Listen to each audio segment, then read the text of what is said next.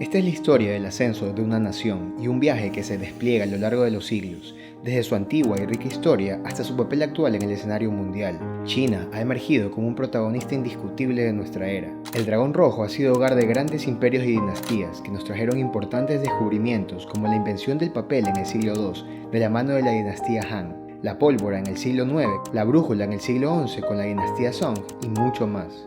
Su cultura ha dejado una huella imborrable en la historia de la humanidad, pero su verdadera transformación comenzó hace décadas, cuando este gigante dormido decidió emprender un camino hacia la modernidad y el desarrollo. Desde entonces, China ha experimentado una impresionante transformación económica y ha pasado de ser un país en crecimiento a convertirse en una fuerza mundial. Pero, ¿cómo ha logrado China este impresionante avance y será capaz de mantener este ritmo de crecimiento hasta convertirse en la nueva potencia mundial, como muchos pronostican hoy en día? Hoy vamos a analizar el fenómeno de China, un país cuyo ascenso económico capturó la atención del mundo, y veremos qué tan cierto es que está destinada a convertirse en la nueva potencia mundial y qué impacto podría tener en el futuro de nuestra civilización.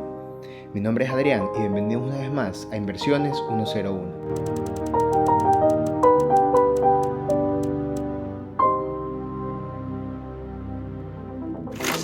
Después de siglos de gobierno de imponentes dinastías, China experimentó una importante transición política en 1912 con el establecimiento de la República de China. Esta transición fue resultado de la Revolución Xinhai, un levantamiento liderado por fuerzas revolucionarias que buscaban derrocar al emperador Puyi de la dinastía Qing. A partir de este punto de inflexión, China ingresó en una nueva fase en su historia política y económica, que culminó con el establecimiento de la República Popular de China en 1949, bajo el liderazgo de Mao Zedong. Bajo su gobierno se adoptó un sistema político basado en el comunismo y una economía planificada centralizada. Durante su mandato, Mao implementó políticas radicales que tuvieron un impacto significativo en la sociedad y en la economía del país. El gran salto adelante se dio de 1958 al 61. Este fue un plan para industrializar rápidamente a China, haciendo trabajar a su masiva población campesina sin parar, para transformar la república en una superpotencia, obligando a los trabajadores a producir cosechas en comunas administradas por el gobierno. Y a pesar de que Mao le dijo al mundo que su plan estaba teniendo éxito, la verdad era en realidad una tragedia histórica.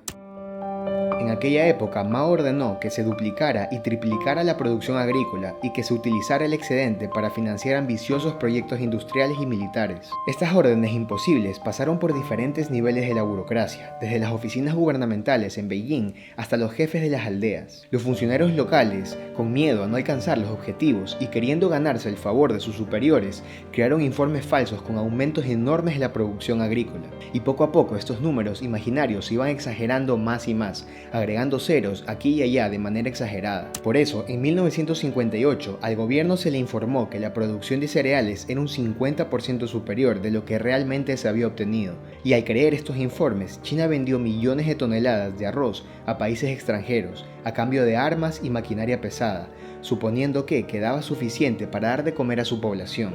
El resultado fue la peor hambruna de la historia y el fallecimiento de decenas de millones de chinos. Pero durante el gobierno de Mao no todo fue desastroso.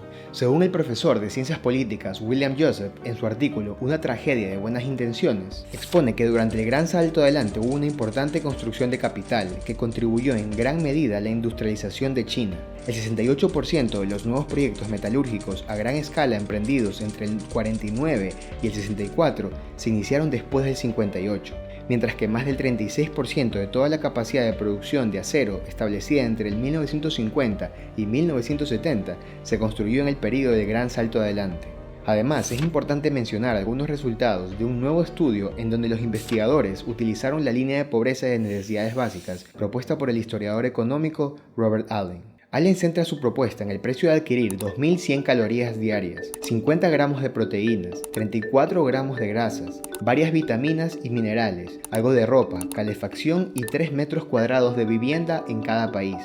Esta medición, según el paper, contradice la narrativa tradicional de que China, antes de iniciar su reforma económica en el 78, tenía una tasa de pobreza altísima. De hecho, durante la década de 1980, la tasa de pobreza de necesidades básicas en China fue considerablemente menor que otros países en desarrollo, según data publicada en el 2021 por la OECD. Sin embargo, aumentó drásticamente luego de las reformas capitalistas de China, en particular con el impulso de la privatización de la década de 1990. Por supuesto, supuesto, dadas las limitaciones de los datos, según los investigadores, la evidencia se interpreta mejor como un indicativo de que la pobreza era baja, aunque es difícil saber qué tanto. Esto se debe a que el extenso sistema de provisión pública y control en el país mantenía los precios de los alimentos artificialmente bajos en comparación con otros bienes. Por ejemplo, en 1983 la línea de pobreza de necesidades básicas era de solo 53 centavos al día en el país asiático, en comparación con un promedio global de $2.40, excluyendo a China, por supuesto. Significando que, en el país rojo, las personas podían adquirir los alimentos necesarios para por lo menos sobrevivir a precios más accesibles que en comparación con otras partes del mundo. El estudio también compara a China y otras economías emergentes en indicadores sociales de la época, como expectativa de vida, camas en hospitales, desigualdad en ingresos, entre otros, y en 25 de 29 alcanzó el primer o segundo lugar. Esto no significa que todos los aspectos de las instituciones políticas preapertura fueran, por así decirlo, positivos desde la perspectiva de la pobreza, ya que la forma represiva del sistema político chino afectó gravemente cualquier logro. Según Jan Dress y Amartya Sen en su libro Hambre y Acción Pública, la falta de democracia y medios de comunicación independientes durante el periodo maoísta contribuyeron a la hambruna de gran salto adelante, que como vimos, causó la muerte de millones de personas. En sí, este es solo un pequeño resumen de este estudio que salió hace tan solo unos días. Les recomiendo leerlo, ya que está muy interesante. También, si quieren saber más sobre la reducción de la pobreza, vayan a ver el video que subí donde profundizo en los problemas de medición del Banco Central y el mito de este controversial tema. Después de que Mao partió de este mundo en 1976, Deng Xiaoping asumió el liderazgo y puso en marcha reformas económicas que marcaron un camino significativo en la política económica de China. Se introdujeron medidas como la apertura del comercio internacional y la liberalización económica, se fomentó la inversión extranjera, se crearon zonas económicas especiales y se incentivó el desarrollo del sector privado. Y si bien las reformas pudieron haber aumentado la pobreza extrema a corto plazo, muchos economistas argumentan que eran necesarias para mejorar a largo plazo los estándares de vida. En los años 80, China era un país con bajos ingresos y carecía del potencial productivo necesario para garantizar una vida digna de su población, y estas reformas económicas le permitieron aumentar su capacidad productiva y expandir su industria. Por eso, el país viene experimentando un crecimiento económico impresionante. Durante los últimos 30 años, el PIB del gigante asiático ha crecido a un promedio de 9% anual y, expresado en términos de paridad de poder adquisitivo, ya superó al de Estados Unidos en 2013. Sin embargo, su PIB per cápita sigue siendo 3 veces inferior al de Occidente, unos $23.500 por debajo de su vecino Japón y $46.500 por debajo de Estados Unidos. Hoy en día hay muchos académicos y personajes importantes que argumentan que China se convertirá en el futuro cercano en la principal economía y potencia mundial. Uno de los más famosos defensores de este pensamiento es el reconocido inversor Ray Dalio, quien en su libro Principios para enfrentarse al nuevo orden expone su teoría llamada El Gran Ciclo sobre el ascenso y la caída de los imperios. Según Dalio, todas las potencias mundiales pasan por periodos similares que se han repetido una y otra vez a lo largo de la historia.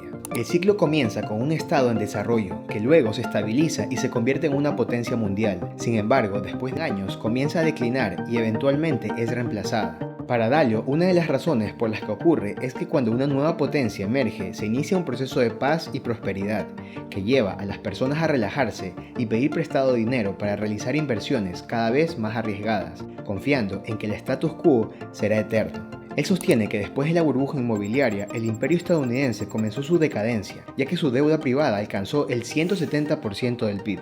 Es decir, el nivel de endeudamiento de las personas en Estados Unidos era muy alto. Como resultado, fue necesario que la Reserva Federal imprimiera grandes cantidades de dinero para hacer frente a esta situación. Sin embargo, el problema con este análisis es que no se aplica de la misma forma para China. Para empezar, la deuda privada en el país asiático también incrementó luego de la explosión de la burbuja inmobiliaria, incluso hasta sobrepasar la de Estados Unidos. Y por otro lado, China, al igual que el país americano, ha estado aplicando políticas similares a la de expansión cuantitativa. Por eso, si analizamos la masa monetaria en comparación con el PIB de ambos países, observamos que Estados Unidos experimentó un gran aumento después de la crisis, pero también podemos ver que la de China es mucho mayor, llegando al 216% de su Producto Interno Bruto en el 2022. Si deseamos argumentar que China se convertirá en la potencia mundial número 1 en los próximos años, es probable que no sea buena idea basar nuestro análisis en las ideas de Dalio. La diferencia más notable entre la economía china y la de los países occidentales es la propiedad. En 1978, la proporción de la propiedad pública era de alrededor del 70% del capital nacional. Sin embargo, esta disminuyó rápidamente en los años siguientes y se estabilizó alrededor del 30% a mediados de la década del 2000.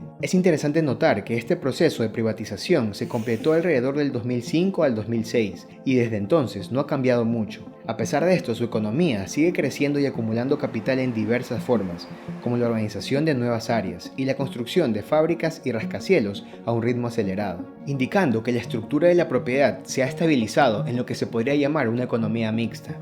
China ya no es un país comunista en el sentido tradicional, pero tampoco es completamente capitalista, ya que la propiedad pública representa algo más del 30% del total, y el gobierno tiene un margen considerable para intervenir y tomar decisiones sobre en qué invertir, generar empleo y llevar a cabo políticas de desarrollo regional. También podemos ver el gran control del Estado sobre el sistema productivo en la lista Fortune Global 500, que enumera a las 500 empresas más grandes del mundo. Ya desde el año 2018, China supera a Estados Unidos en el número de compañías en la lista, y sorprendentemente, en 2022, 97 de las 145 son de propiedad mayoritaria o total del gobierno. Esta planeación centralizada ha sido uno de los principales pilares de su crecimiento económico, lo que ha permitido un aumento considerable en la exportación de bienes y servicios, superando ya en el 2013 los Estados Unidos en este aspecto, representando actualmente el 20% de su Producto Interno Bruto. Justamente ese año el presidente Xi inició lo que considera el proyecto de infraestructura más ambicioso en la historia moderna, la iniciativa de la Franja y la Ruta. Básicamente ha puesto a China a invertir alrededor de $1 trillón en su gran proyecto de infraestructura en más de 150 países, construyendo carreteras, puertos y más, con la idea de eventualmente poder abarcar rutas internacionales por tierra y mar y remodelar el comercio global con China en el centro. Lamentablemente no todo es positivo para el gigante asiático, ya que en el pasado 2022 comenzó su ya predestinado desplome demográfico. Porque según la ONU, para que una sociedad mantenga una población estable a largo plazo, cada pareja debería tener en promedio 2.1 hijos. La idea principal es de que cada hijo reemplace a cada padre, y el 0.1 es por aquellos que fallecen antes de alcanzar la edad adulta. Pero la tasa de fertilidad en China ha estado por debajo de lo necesario durante más de 30 años, llegando a 1.16 hijos por mujer en 2021, lo cual se debe principalmente a la política aplicada por más de 35 años conocida como One Child Policy, que prohibía a las parejas tener más de un hijo, ocasionando un fuerte declive en los nacimientos en el país. Y a medida que la población envejecía, la cantidad de personas que fallecen superó a las que nacen. Esto se cruzó en 2022, tal como se esperaba, y se prevé que esta tendencia continúe en el futuro. Para abordar esta situación, el gobierno eliminó las multas en 2021 y permitió a las familias tener la cantidad de hijos que deseen. Sin embargo, hasta el día de hoy no se ha encontrado una solución efectiva para este grave problema, que afecta a la mayoría de los países del mundo, porque con cada avance tecnológico y médico, nuestras expectativas de vida aumentan, y al mismo tiempo, por varias razones, nos hemos ido acostumbrando a tener cada vez menos hijos. Así es como se estima que la población china disminuirá cada vez más en el futuro, mientras que India enfrentará un problema similar aproximadamente en el 2067. Por otro lado, aunque se espera que la tasa de nacimientos y defunciones en Estados Unidos se cruce alrededor del 2044, su población seguirá aumentando, al menos hasta las predicciones de 2100, probablemente debido a las oleadas de inmigración. Quizás muchos no vean a esta disminución en la población china como un problema significativo, pero lo es, ya que significa menos personas en edad de trabajar, lo que podría resultar en escasez de mano de obra, afectando negativamente la producción y la capacidad de crecimiento económico, así como también podría poner más presión en los ya obsoletos sistemas de seguridad social, ya que habrían menos contribuyentes para respaldar a un número cada vez mayor de jubilados. Y creo que puede ser mucho más evidente cuando vemos que para el 2050 se proyecta que los mayores de 60 años representen casi el 40% de toda la población china.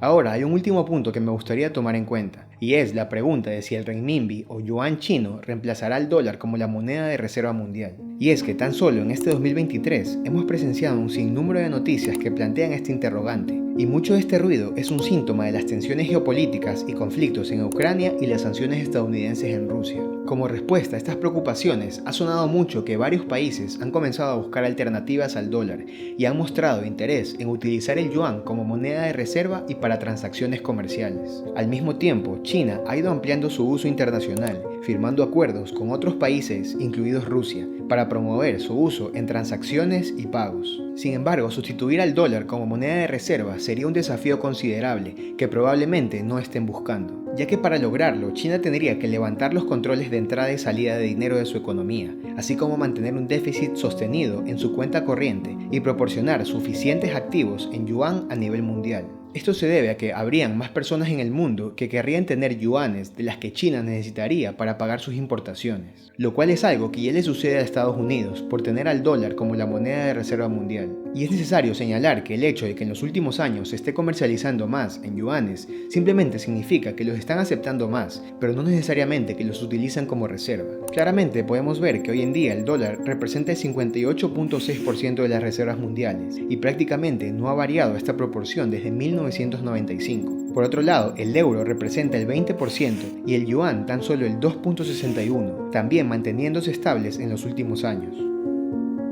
A pesar de sus debilidades, el socialismo chino tiene varias fortalezas, especialmente en términos de propiedad estatal, que le permite llevar a cabo políticas ambiciosas a nivel nacional e internacional. Y por el contrario, es sorprendente ver cómo los principales países occidentales se encuentran en una situación en la que sus finanzas públicas están en números rojos, ya que han acumulado una gran deuda pública y han estado vendiendo activos para cubrirla, lo que nos puede llevar a cuestionar sobre la sostenibilidad del sistema económico actual y la necesidad de encontrar soluciones más equilibradas y sostenibles. El régimen chino tiene otras fortalezas, y es que no le resulta difícil culpar a Occidente por las diversas catástrofes climáticas que ocurrirán en el futuro. De hecho, China destaca que se ha industrializado sin necesidad de recurrir a la esclavitud y al colonialismo, de los cuales ella misma fue víctima. Y a pesar de las adversidades, hoy en día sigue desarrollando la iniciativa de la Franja y la Ruta, su proyecto más ambicioso. Sin embargo, no debemos olvidar la principal debilidad de China, que es su desafío demográfico. Este problema debe abordarse de manera urgente si es que se desea lograr el liderazgo sostenible a nivel global.